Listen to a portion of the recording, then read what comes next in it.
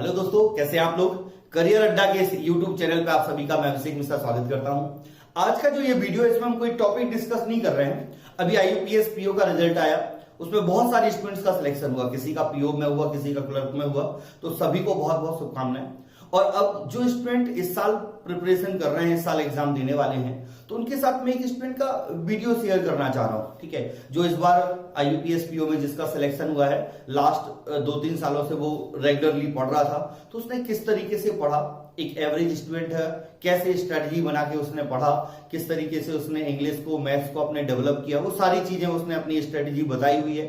तो मैं चाह रहा हूं कि एक बार आपके साथ वो वीडियो शेयर करूं और आप कुछ ना कुछ उससे मोटिवेशन लें और आप भी उसी तरीके से पढ़ के सिलेक्शन लें। तो आप एक बार इस वीडियो को जरूर देखें। हम अगले वीडियोस में मिलते हैं जहां हम कुछ ना कुछ पढ़ते रहेंगे। Thank you.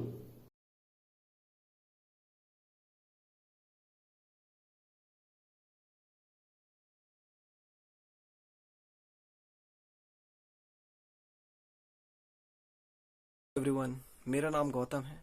कुछ दिन पहले 2 दिन पहले आईबीपीएस पीओ का रिजल्ट आया था और मुझे बताते हुए खुशी हो रही है कि मेरा आईबीपीएस पीओ में सिलेक्शन हो गया है। मुझे यूको बैंक मिला है और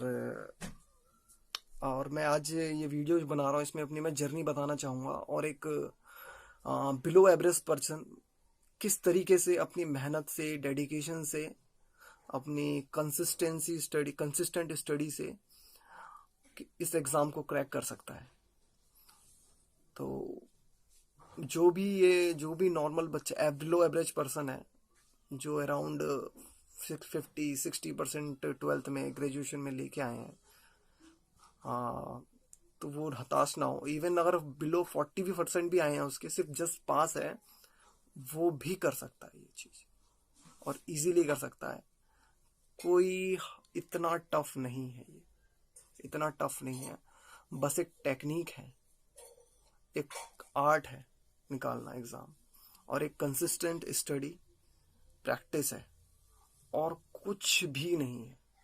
और कुछ भी नहीं है। कोई ऐसा नहीं है कि बहुत बढ़िया बड़ी चीज़ें हैं, नहीं, बहुत बेसिक है। तो मैं स्टार्ट करता हूँ। एक स्टार्ट शुरू से बताता हूँ। सबसे पहला तो इंग्लिश सब्जेक्ट, पीयूष सर सबसे बेस्ट है, उनसे पढ़ा है मैंने। बाकी बहुत सारी फैकल्टीज़ भी देखी हैं, पढ़ाते हुए देखे हैं, बट वो रूल्स याद कराते थे तो मुझे काफ़ी अजीब लगता था याद करना, क्योंकि मेरे से याद नहीं होता था। और पीयूष सर का जो तरीका है पढ़ाने का, वो काफ़ी इनोवेटिव है, डिफरेंट है, यूनिक है, और काफ़ी अंडरस्टैंडिंग है। आप लॉजिकली कनेक्ट हो पाते हो उस टॉपिक से कि हाँ, ये लॉजिक है। और उनके जो पार्ट ऑफ स्पीच हैं, tense, mood, phrase, clause, subject verb agreement, ये सारी चीज़ें आपको रीडिंग में बहुत हेल्प करेंगी। और मैंने यहीं तक ही इतना पढ़ा था, मैंने उनसे पूरा सिलेबस भी नहीं पढ़ पाया था। कुछ सरकमस्टांसेस आ गए थे कि सर को मूव करना पड़ा था, तो लेकिन जितना पढ़ा था उसके बाद से मैंने रीडिंग करना शुरू करा, तो रीडिंग में मुझे अंडरस्टैंडिंग होने लगी थी कि कहाँ पे क्या सेंटेंस, कहाँ पे किस तरीके का सेंटेंस का स्ट्रक्चर है, कौन सा टेंस, कौन सा मूड, कौन सा फ्रेज क्या है, सब मुझे समझ में आने लगा था। तो वहाँ से हेल्प मिली थी। आपको रीडिंग करनी है खूब। आपको सर का बेसिक करना है पहले, जो भी उनके हैं बेसिक करना है, और फिर उसके बाद रीडिंग करनी है, खूब रीडिंग करनी है, जितना आप कर सकते हो। डेली 2-3 आर्टिकल पढ़ने हैं द हिंदू के।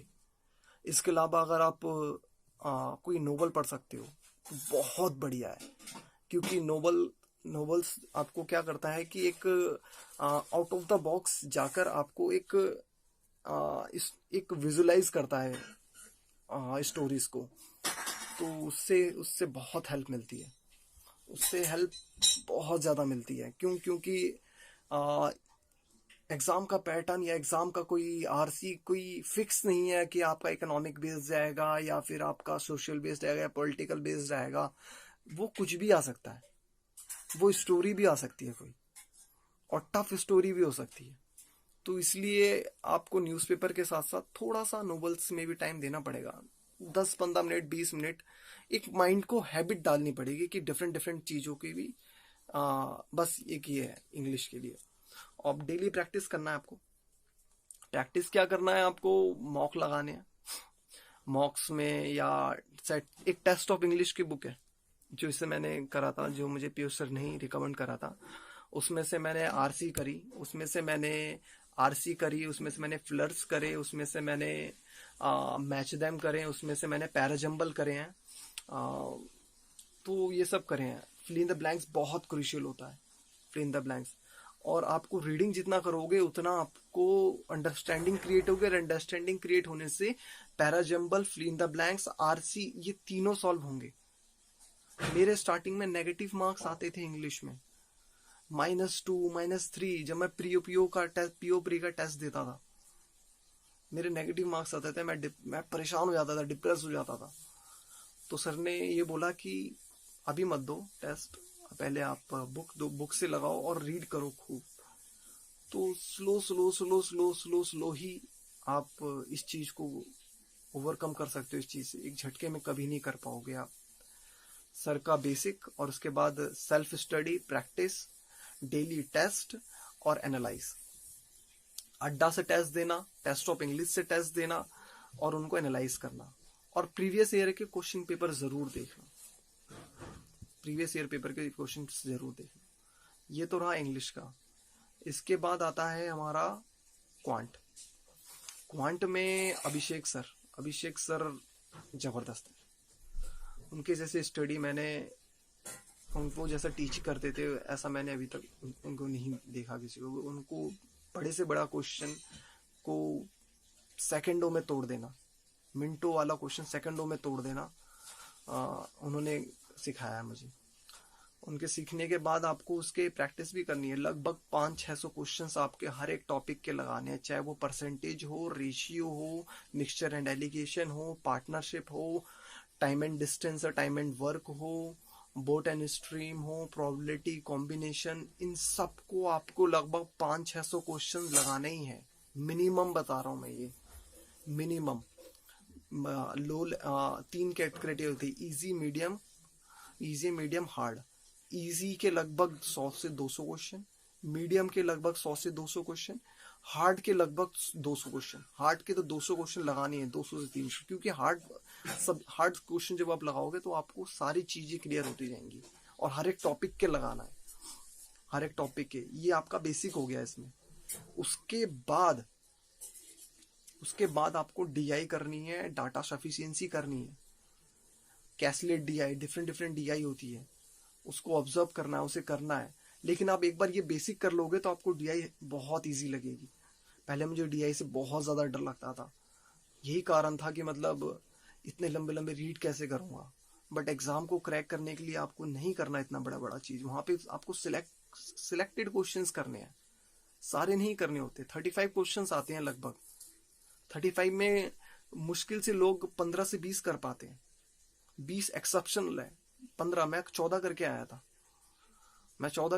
क्वांट में, और 14 करके आया था। तो इस तरीके से आपको सिलेक्ट करना है क्वेश्चंस को, और स्किप करने की एबिलिटी डेवलप करनी है। तो क्वांट के लिए अभिषेक सर से बढ़िया टीचर नहीं है। उनकी टीचिंग्स और उसके बाद सेल्फ प्रैक्टिस बहुत ज़्यादा ज़रूरी है। और सबसे दिक्कत आती है कि आपको पीडीएफ कहाँ से मिलेगी इतने सारे 200 क्वेश्चंस के। तो ये बहुत इजीली मिल जाता है। शुरुआत में मेरे को भी काफ़ी दिक्कत आती थी ऐसे सर्च करने में, बट बाद में मिल गया था। टेलीग्राम पे मैंने सर्च करा था IBPS PO ग्रुप या SBI PO ग्रुप, तो ऐसे बहुत सारे मुझे ग्रुप मिल गए थे जिसके अंदर सारे मटेरियल, स्टडी मटेरियल मिल जाते थे। चाहे क्वांट के हो, चाहे इंग्लिश के हो, चाहे रीजनिंग के हो, चाहे जीए के हो, सारे चारों मटेरियल मिल गए थे मुझे। और अब आता है रीजनिंग। रीजनिंग में मेरे साथ टीचर कोई कंसिस्टेंट था ही नहीं।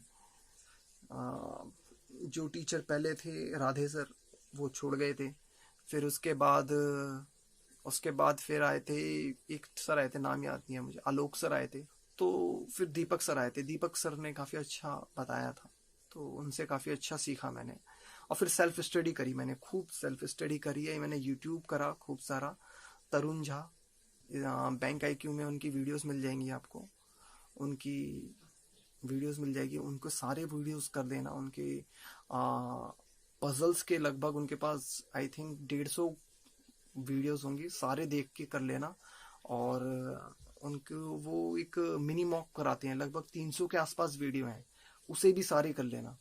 मैं गारंटी कह रहा हूँ इन 150 ये और 300 वो अगर आपने कर लिए, आपका सिलेक्शन, आपका रीजनिंग में तो कोई पीछे कर ही नहीं सकता, रीजनिंग में कोई पीछे कर ही नहीं सकता। मैंने तो इतने करे भी नहीं थे, मैंने मुश्किल से 100 से 150 मैंने मिनी मॉक लगाए थे, और 50 या 60 के आसपास मैंने 50 या 60 के आसपास मैंने पजल करे थे। बट वो इनफ नहीं है, आपको पूरे ही करने, आप पूरे ही करना, वही सबसे बेस्ट रहेगा।